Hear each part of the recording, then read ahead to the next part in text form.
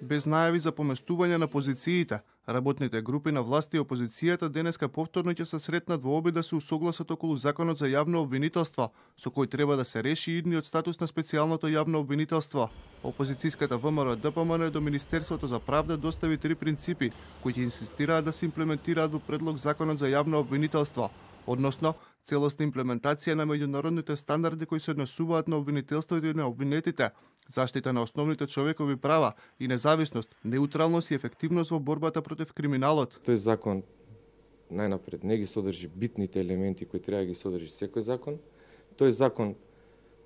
има големи правни вакууми, во тој закон не се обработени битни теми кои се однесуваат на односот на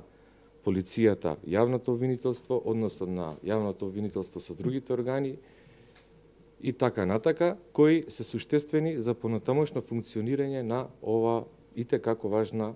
институција во Република Македонија. Менковски посочи дека нивните забелешки на 120 страници веќе ги доставиле на првиот состанок што се одржа во Министерството за правда во понеделникот и смета дека законот има суштински недостатоци за понатамошно функционирање на обвинителството. Од Министерството за правда вела дека со досегашниот несериозен однос во процесот на носење на законот за јавно обвинителство, ВМРО ДПМН е покажало дека амнестијата на сторителите на сериозни кривични дела од редовите на нивната партија има поважна цел од европската иднина на граѓаните.